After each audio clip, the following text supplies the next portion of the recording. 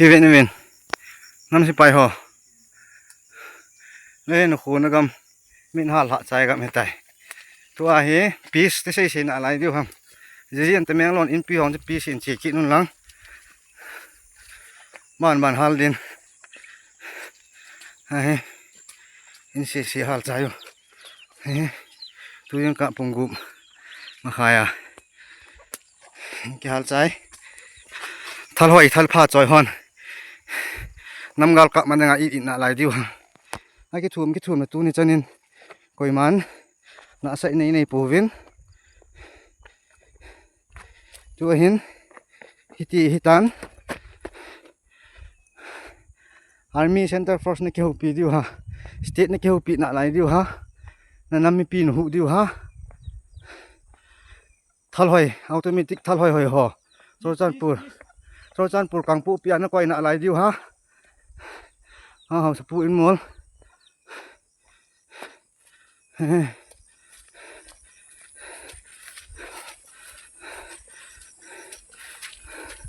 năm cái ngày lâu tệ hiểu sao thì phải sao về mình nó phố nó lâu mà ý thì không cái lẽ đó cái để sao hậu in vào hal bùi hal bùi cái năm này tuni ni simni July 2026 ni khu pung gup ma khain nungba subdivision noni district nga KUKI khu leikot khu chu ka chana ga thingnoi group NSCNIM hon an hal hakit taw hi chi khu hi Amy KUKI te khu longkai phun to kinai cha hin tuilang thang IT route langa dinga Amy KUKI te khu China border khu chu hi in hi. This is Lekot village. This is Lekot village within Lheh district that belongs to a KUKI community. Early this morning around 6:50, the NSCNIM has released their anger once upon again, their hatreds toward the KUKI. Supposed to be the ammunitions that were shot at Lekot, that fire at Lekot early this morning by the NSCNIM. They have burned down, arson all the house, all the village. Not every single house is left out. Hichihi kholimu Lekot khu chu ahin a khohi khonom ta chu ahin NSCNIM hon hitia khu hal zo hin video akila ubin zoi asam ki ubin no han wan chu om he jengin ahi naga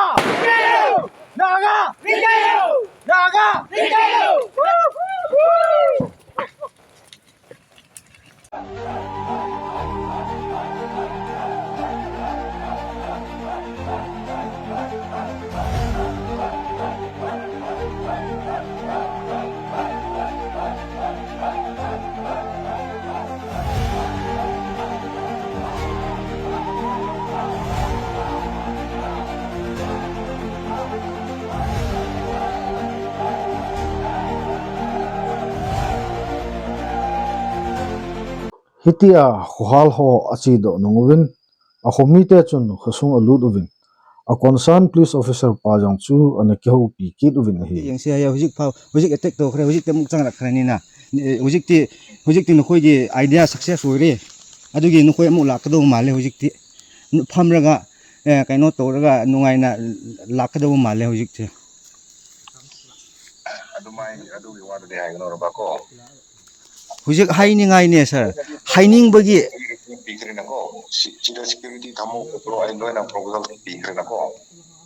pi khrene hujik kari kana ba leibrane mi si khrene mi si basu leirani pastor si siramani adunga khunsu mei tha khre hujik ekhoi asida dum hai pham khang dre da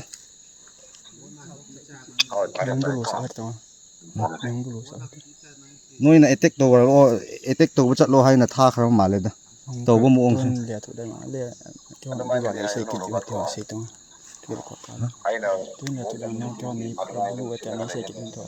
yengo ne sir ei wa mu hai ko sir yengo ei ki condition sida nang le ri nang na su mai hai ni sir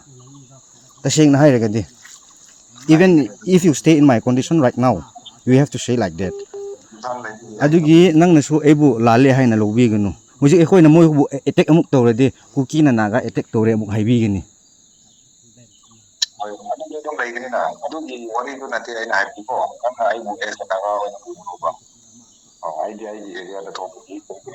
es naga oina eina haiba na te sir nangonda eina nangonda haiba se es oc oina inspector amu oina nangi jurisdiction oibagi eina nungai te bu makhei du eina nangonda haiba ni ne sir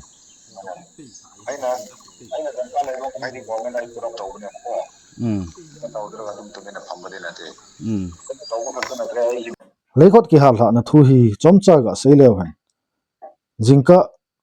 pung gup le minute som di langa vel chun ka chana ga hon leikot ahin bulu un methal automatic tam ta ve an ka bum khodu ti po ho mi hlom chakhat a hi win chom chakhat chu ana le thu na ana nevin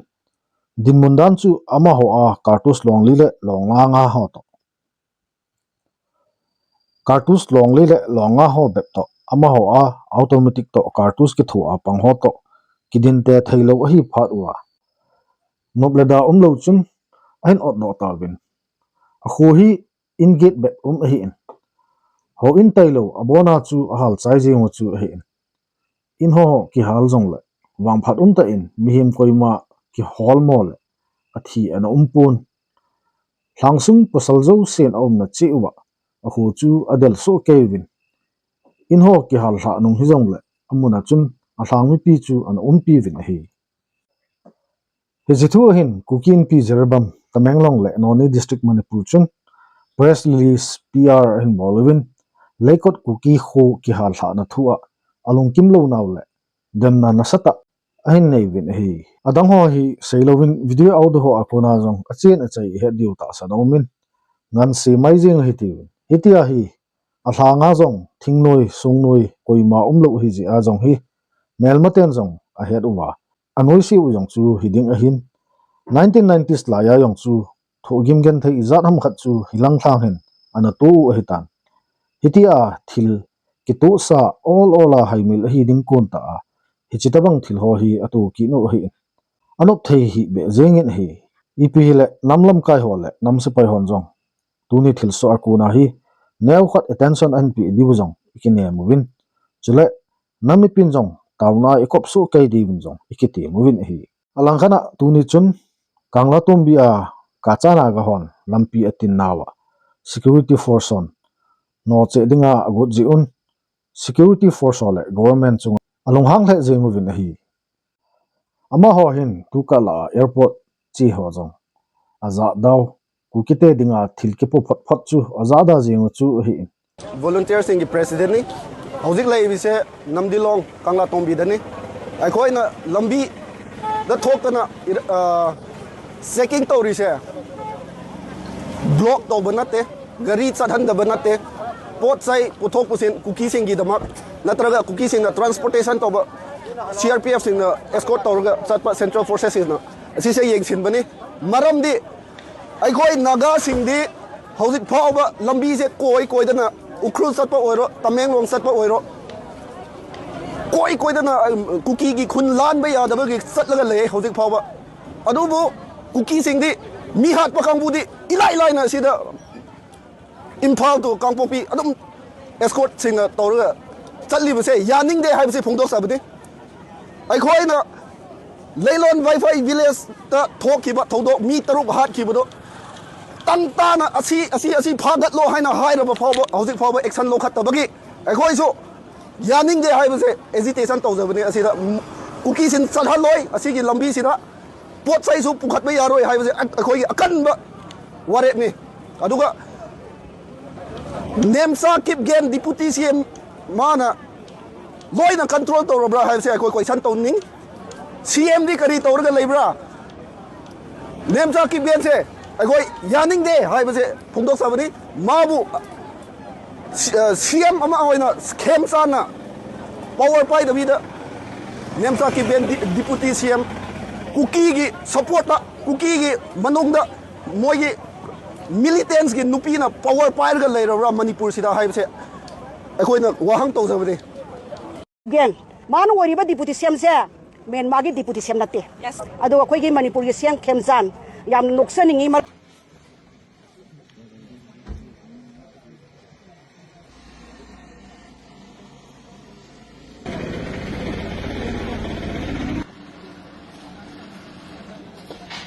single नाम में लखा थाजल लक्षणो company थाजल लक्षणो मकोइना लाकदोइ से cookie की protection ने अखोइ लैरिबा सिंगबुरोइ तंगबुरोइ येलौमी की protection नते हौजिक कांगलातोंग नमदिलोंग की gate असिदा मी मयाम इमा इबेल मी मयाम लाकपियो मरमदी अखोइगी government ना अखोइगी बन असे थुकाइनबगी दमकता सेम सादुना लैरे हाइना पाव असे पिराए अदुगी मरमना मयाम असे मफम असिदा लाकपिदुना मतेंग पांगबिननबा मयामदा हाइजरी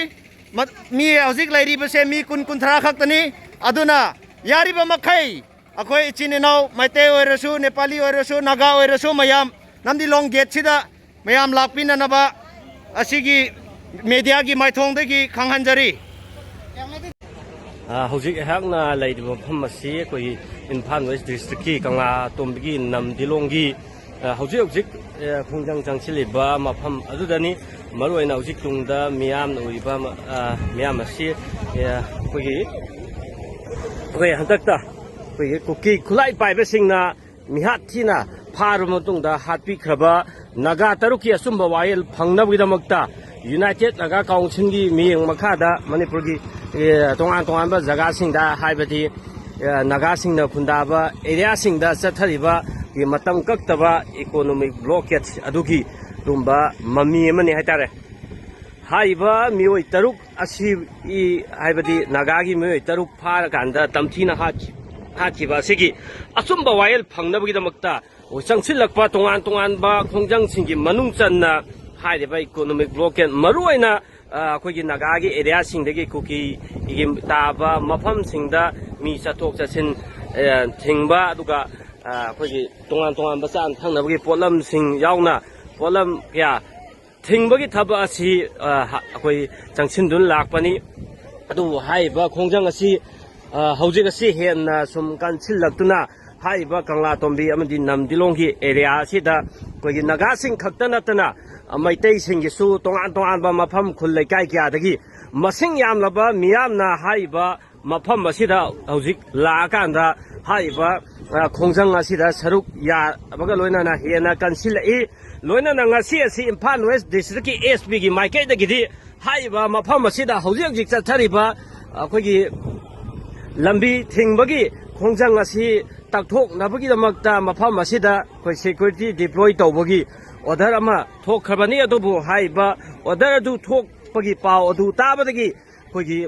मियाम असि तिनबगी चांग हेनकला कान हाइबदी कोइ तोंगान तोंगानबा मफम क्यादगी कोइ कैनो नागासिंग खक्ता नतना अतोप्पा हाइबदी मैतै याव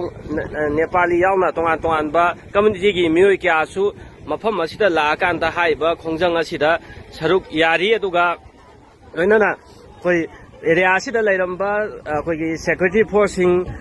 अमुक हनख्रे अदुगा मखोइ मखा ताना लाकद्रा लाओइद्रा हाइबदु हौजिक फावखि ओइना खंबा ngandri अदुबु मियाम दी हाइबदी खोंजंग चंगसिनबा खोंजंग नोइगी मसिंगदी लेपतना सुमसुम यांखलै अखोइ ngasai अयुक्ता हाइबा मफम असिदा खोंजंग नोइ याममदबनी अदुबु नुंथिनगी मतम असिदादी तोंगान तोंगान मफम क्यादगी खोंजंग नोइसिंग हौजिक मियामनसु उबिबा सिनि लापना दुम तोंगान तोंगान मफम क्यादगी गाड़ी तोंगनदुना हाइबा खोंजंग असिदा सरुक यानबगिदमक्ता मियाम लाकपगी थबक लेपतुना दुमक चथरी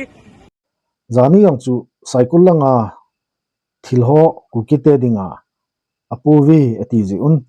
पुखाव खुमुना चुन रेपिस मे खैहन गाड़ी हो अना चेक पन ताबिन कुकिते दिंगा थिलकेपो योसी चु अना तिंगपन कित ताबिन hi कोई कुकी की पोट खरा पुसलक्पगिदमक्ता कोई पुखावगी ओइना हाइतारेने कोई जुलाई थबिरो सोमदगी साइकुललोमदगी पोट खरा कुकी कोइले पुथोरेना ताय अदुगिदमक्ता कोई मैम मेरा पैबी मैम तौरगा कोई जी लंबी नुंग छिंगदना कोई जिकन तौरिको पुखावगी ओइना अजिकन हजि तौगरी मोगी पोट पुथोक खुदिमागा जी प्रोपोक तंग मै थादोनी कोई जी adu moi ji lakwa ngani adu makha ta ba de kona thaga charake tuni ni hla lang khuzin ni kon lang ta chun lemu khonglanga kukite dinga security force on thilan pu diu hi chiteng de kukite jong hungki zo su diu hi ti thu a het jiwin ang na kiko khom ki duwin lam hlong tin na chun kukite nga le security force ho kukite dinga thilhin pu ho nga chun anek tun sa khe ki duwin hi Laim khong ki KUKI refugee sing lak ni hai be som da mai tai kan naga sing na yen nganu thong na ka ngai ra lai ne ameng su ok sa se yaw hai lo koi pijan ba wa na ko pijan tha na ba ni sa ni mi ju thong si bai na KUKI sing bu kum han loi ok sa pi ning de na to lai se ma te kan naga sing na pi na ngai na them ma lai zik KUKI refugee lai mahong da gilai ba mi sing se pandro sabal da yel hau mi mai tai naga khoi miam na get thing ba si da moi yaning da ba gi get thugai ba lak ni hai ba gi apai miam puna lai mai tai chin nau sing naga miam si bai su lai hojik ti moi KUKI sing apai get thugai ngai lak ni hai ba gi apai mi miam khoi bu lak pa yaroi na khoi ching ngai si da mi puna lai re Hechebange hin ihozong Kaungpi district gamgi phai muna chu khatwei ni simsom thumni apana chu athang duty kiki hom to a buffer zone like ta a ko tu ho panla na noya chu security guard rile medical ho tailo abon cha chu asolo jingo chu hi hi chiria jong hi tuni chu government and order su a namdilong kangna tumbi a banbol ho ve suidinga chu police officials ijat ham khat jong chu duty podinga order su hin kaungpi lang hi ipi ke se ya chu tuikula nga kiwa tabang atiu din mona chu ki hitan MLS CSOs namlam kai namsipai mipi changin pathian hetlo okultai ti hi achaina ading kiti nomnau pen chu hi sa uhitin tuni adingin hi chan hi sa utin hi chan hen chaita hi ti ve